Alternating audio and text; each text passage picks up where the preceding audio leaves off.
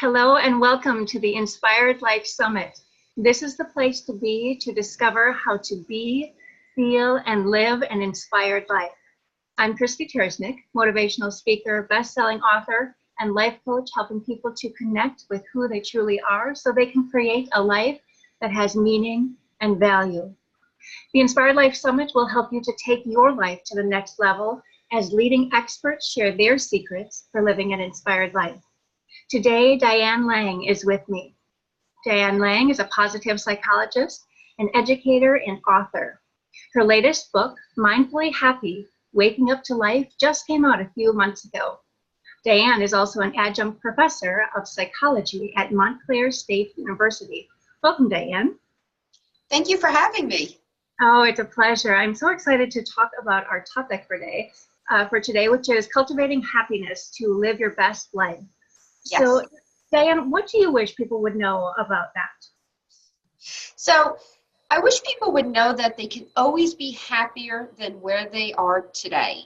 You know, I have a lot of people who say to me, I feel stuck, I feel stagnant, I'm not sure how I can ever be happy again. You know, I just want to be happy. That's the biggest thing we hear from clients is, I just want to be happy. And I want people to know that happiness is available to everyone. And it's really a perspective. It's a choice. It's making a commitment to being happy. It's defining it for yourself.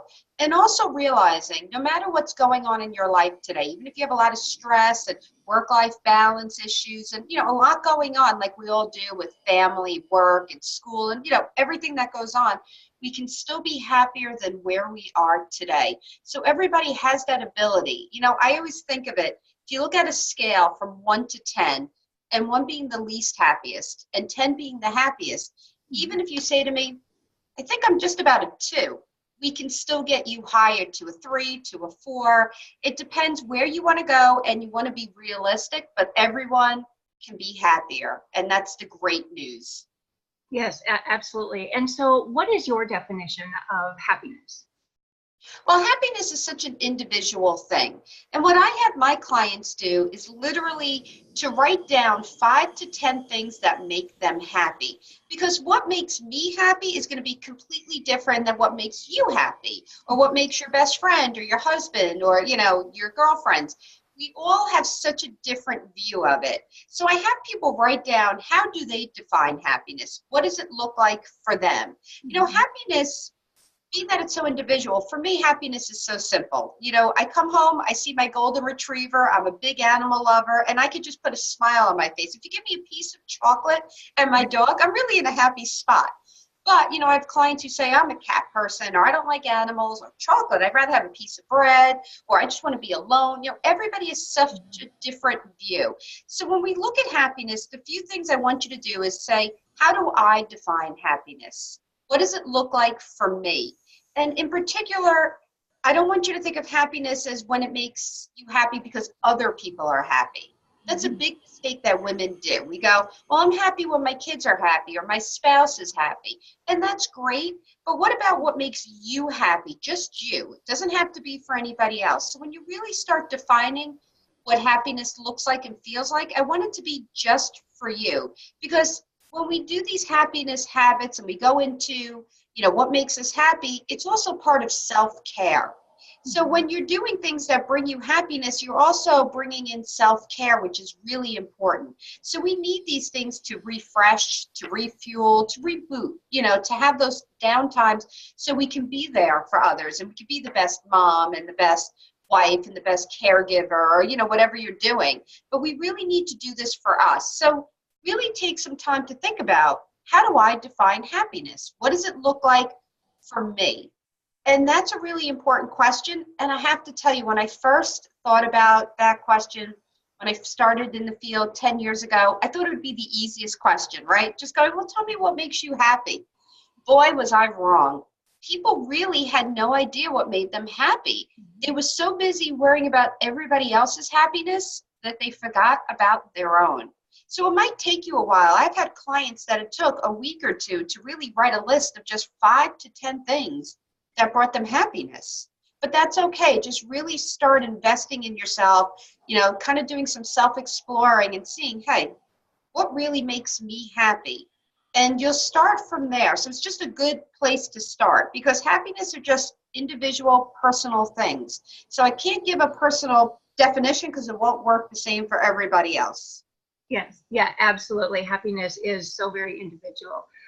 So as you were talking, it made me wonder, how do you go about the process of identifying those things that make you happy? Like if you just feel detached from that knowingness, what are some Right. techniques?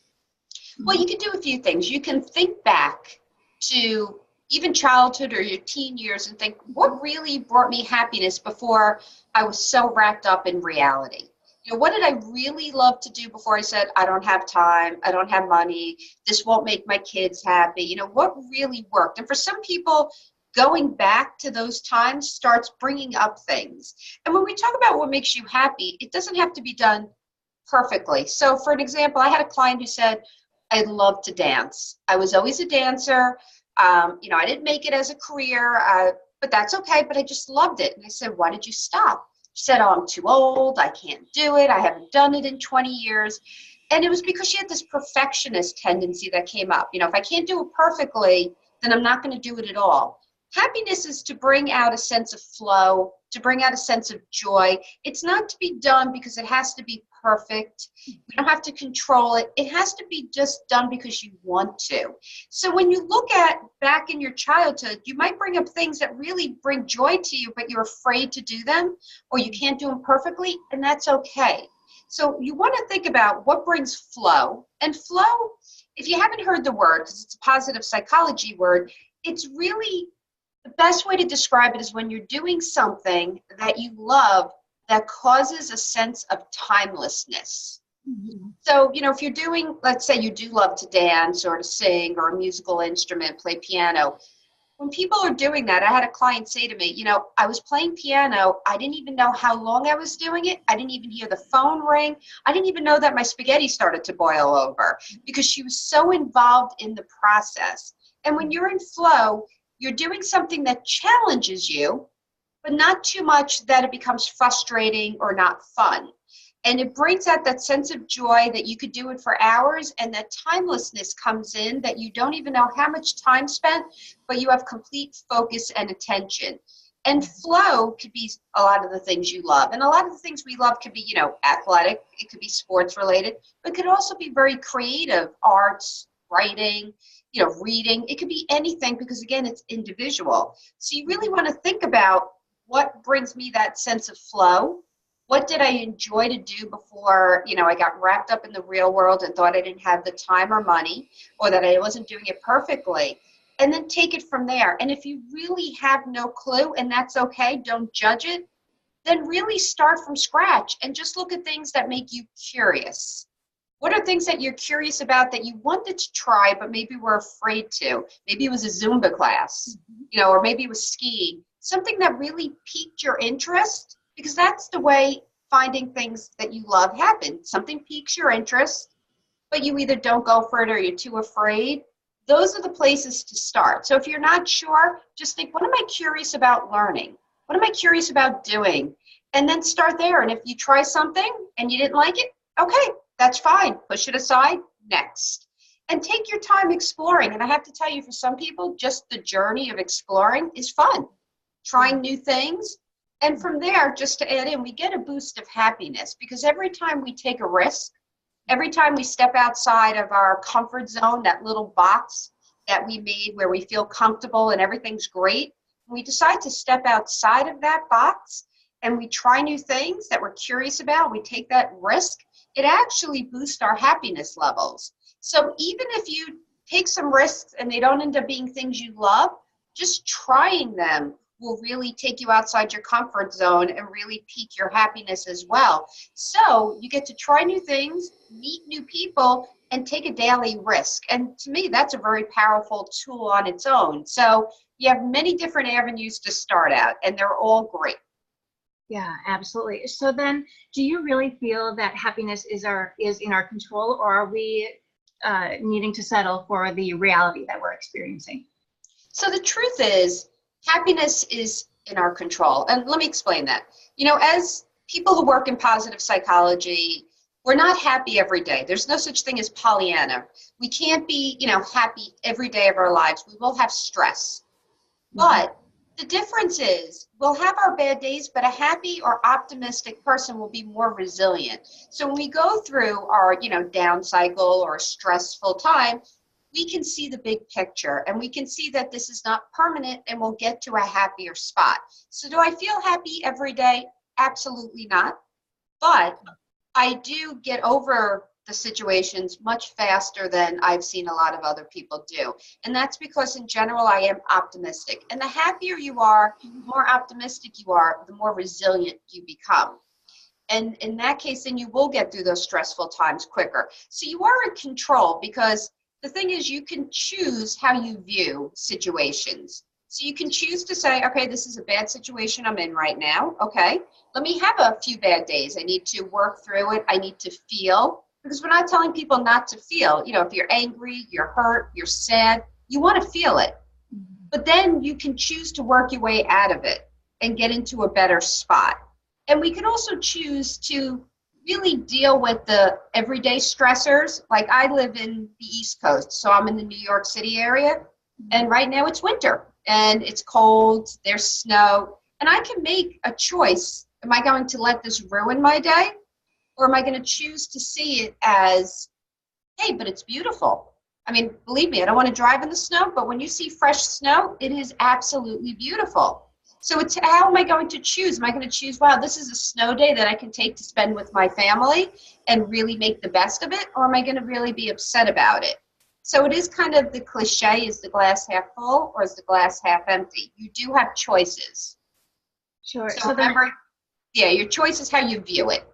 Yeah, absolutely. And so it sounds then like you are talking a lot about reframing those down times where you're not feeling the best and just trying to find the silver lining in things. Do you have any other tips for how to get out of those moments when you're not feeling the greatest and you really want to make it so it's that quick transition? Sure. So yes, definitely it's a lot about retraining the brain. And a few things to think about is one, if you're going through something that you really need to feel the emotions, I don't want you to think, well, I should just be happy and forget about it and push it aside, because that's not true. We always have to remember we need to feel to heal. You need to get through to the other side. So if you're in a situation that you need to feel your emotions, please do. I'm not saying that. But if you're just having a bad day, it's just traffic and the weather and little things, and you want to switch your day, there's a few things. So the first one is just taking a few minutes to sit down and really just remember a really great moment in time. Maybe a party you went to, a vacation, a wedding, whatever it was. And really sit down and go back to that. Really visualize the time, remember it, see it, remember the smells, what you heard. Really get yourself back there. Because what happens is your brain doesn't know the difference if that event happened 20 years ago or today. So by putting yourself back in the moment, it actually starts instantly switching your mood. So you can do that one. Another one is music. Music really does switch us. It really does help us to get happier, but it has to be a song that makes you feel good. You can't put on your sad songs and expect, wow, this is going to work. It's got to be music that pumps you up and really makes you feel good. So music is definitely, for a lot of people, a really great help. Another one is just smiling. Sounds simple, right? Just a big smile. But every time we smile, we produce endorphins. And that is the happy chemical. And just, smiling, hugging, cuddling, spooning, laughing, all of those activities that are free literally produce those endorphins, that happy chemical. So we have a positive psychology exercise where we make people just smile at 10 people a day. And the reason is because, one, when smiling, you produce the endorphins. But if you've noticed, smiling is contagious, right? So if somebody smiles at you, it actually forces you almost to smile. And when you smile, you see a shift in your mood. So just smiling or laughing, which is maybe putting on, a YouTube video that makes you laugh, or a movie, or calling a friend that makes you laugh and smile, that will start changing your mood around as well. So you have a few different ways just to shift. And, one of the best ways too is meditation. So if you can take even just a quick one, a 3 to 5 minute meditation where you sit down and you become in silence and in peace, and whether it's a guided meditation where you put your earphones in and you listen, or it's just a meditation that you just sit in silence and concentrate on your breathing, or concentrate on a noise that you hear, or sound, any sound in the nature that you hear. That will really improve your mood too, because it relaxes you, it de-stresses you, and it reduces the stress hormone, which is called cortisol. It reduces it. So those few avenues right there can really make a big difference for people. Yeah, those are fantastic tips. Do you find that gratitude plays an important part in happiness as well? Absolutely. So gratitude is one of the mindfully happy habits I have in my book. I love gratitude. So a few things about gratitude. One, gratitude is a mindfulness experience. So you get all the benefits of meditation without actually just sitting clearing your mind. Because I hear from clients all the time, I can't do this. I can't clear my mind. And really, you're never fully clearing your mind. But if you have that anxiety about it, gratitude is another way to get all the benefits without having to worry about clearing your mind. The other thing is, gratitude is one of the most important tools we have to retrain your brain to go from negative to positive. Because what gratitude does is it allows you to see what's in front of you that you typically don't spend the time to look at or to pay attention to. So you start switching what you look at. And as we talked about, happiness is a perspective. So when we start shifting what we see and how we look at things, it automatically shifts our brain a little. We actually start retraining it, and your brain is trainable. So you have the ability to do this. So what I have my clients do is I call it a gratitude check. And I have them either write it, say it out loud, or just say it in their head. Doesn't matter how you do it. Just ask yourself, what are 2 to 3 things that I am grateful for today? And the key word is today. Because what happens is, if we just start doing gratitude in general, we get into what we call a gratitude rut, where we say the same things over and over. You know, I'm grateful for my health, I'm grateful for my family. And not that that's bad, but it starts losing its value and its meaning. And then we either don't do it anymore, or like I said, it just doesn't bring anything to us. So if you can take some time to really think about your day. So let's say you do it at night. You know, you got into bed, you say goodnight to your friends, your family, you shut the lights off, the TV off, you're sitting in dark. You can literally just sit and say it to yourself if you want, or just, keep a little gratitude journal and write it out. Just say, what are 2 to 3 things that I am grateful for that happened today? And it really makes you search throughout the day to find those little things. Because normally at night, a lot of us get that negative loop that plays. I should have done this. I could have done that. Why did I say this? I'm so stupid. Whatever your loop is. And we tend to have that negative bias where we look through our day for the worst things that happened. So even if you had 99% of your day was fabulous, you spot out that one thing that went wrong. But with gratitude, you start searching for the day of what went well. Like, what did I do today that I'm really grateful for? And you start searching for different things in your day. And at night, you get in that meditation benefit, so it'll help you sleep and de-stress.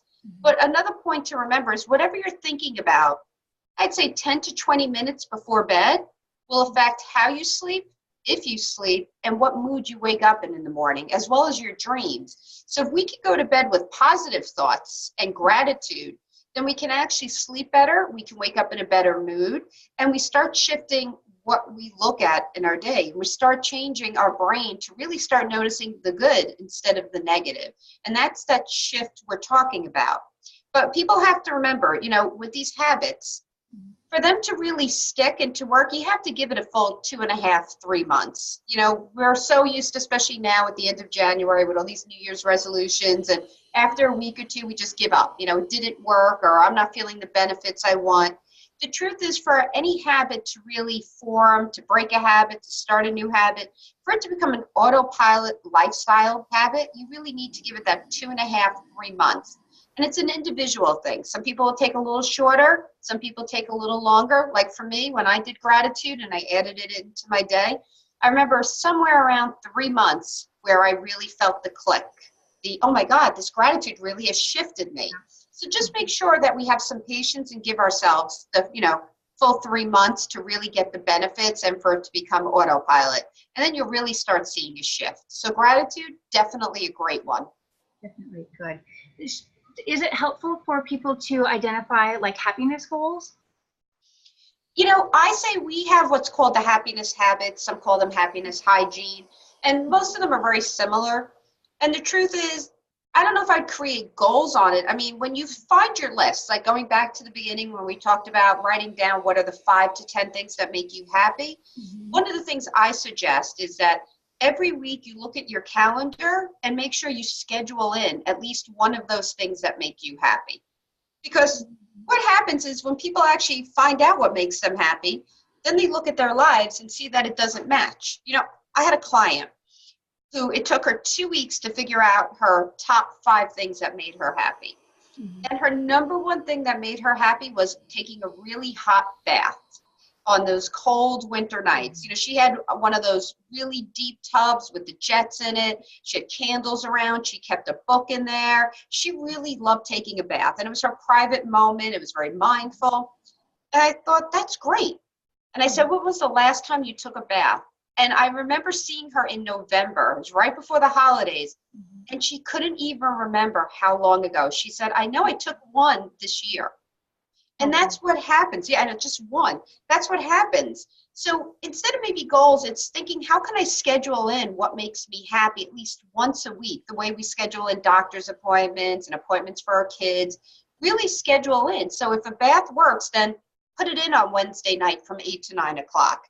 Again, it's an act of self-care, but it also produced the happiness. So it's like a double bonus. So really make sure you schedule it in, and then also look at those habits or the hygiene, however you want to look at it, and say, what am I doing this month? Am I really working on my gratitude? And give it the full 3 months. And then if you want to add something else in, you can add it in. So, I mean, there's so many different ways, but you should make being happy a real intention. It should be part of your life. It shouldn't be, I can't be happy. I'll never be happy. Everybody else is happier than me. Because we can always be happier, but never compare yourself to others because we all have different levels. We're all born with what we call a genetic happiness set point. So some people are born more genetically happy than others.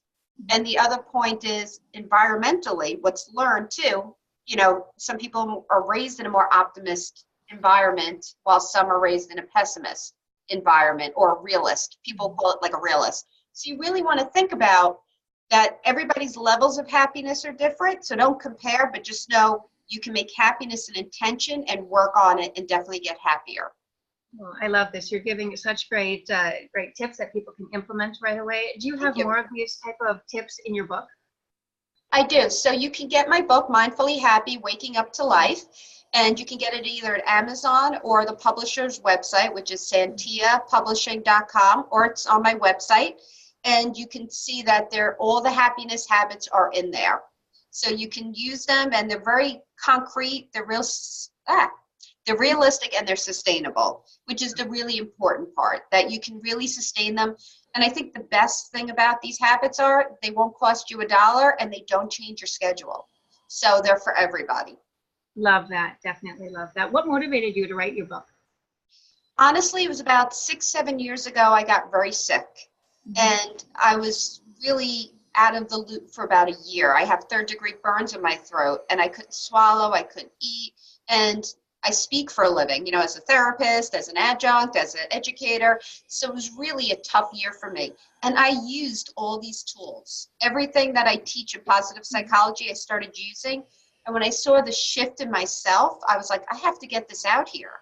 Because I always saw the shift in clients, but you only do one-on-one. But when I actually worked on it myself and I saw how much happier it made me, even when things were at their worst, I was like, everybody needs to have these. And I just thought it was so valuable because, like I said, all my clients say, I don't have any more money to spend and I can't change my schedule. I'm so busy. And you don't need to do any of it for these to work. And that's what makes them so great because they're so sustainable and so realistic. And that's what hits all my clients. They're always like, oh my God, I just don't have any more time or money. I have this many kids. I'm working 50 hours a week. So I wanted to make it as realistic. And when I went through it and I found out how I can do it, I just had to share it. Oh, I love that. Do you have any other books that have inspired you to live a more inspired and happy life? I've read some really great books, but I have to say my favorite books are really a mix of Brene Brown and Wayne Dyer. I'm just a huge Love Wayne that. Dyer fan. Yeah, every book Wayne Dyer wrote is to me is great. So, if you want to read anything really inspirational, there's a million great books out there, but please start with Wayne Dyer. He's amazing. He's definitely one of my favorites too. So do you have one last piece of advice that you can share with people? I just want people to realize, and the last thing to think about is that you deserve to be happy. And our biggest fear in life is that we're not worthy, that we're not lovable enough. And that's what keeps a lot of people from trying to be happier or making the steps, forward to getting happier. But know that everybody has that right. We're all born happy. And we can go back to feeling good. We deserve that healthy and happy lifestyle that, we want. So really, if you put the effort and the time into it, and these habits help, but I mean, whether you need counseling or a coach to help, we all need that support system to match with it. But if you really put the work in, you will honestly really see a shift and a change in your happiness levels within about 3 months or so. So please keep going and know you deserve it. Oh, I love that. That's such great advice. So thank you, Diane, for sharing Thank all of you. this really great value today. How can people connect with you? Sure, you can just go right to my website, which is DL Counseling. It's just my name, DL Counseling.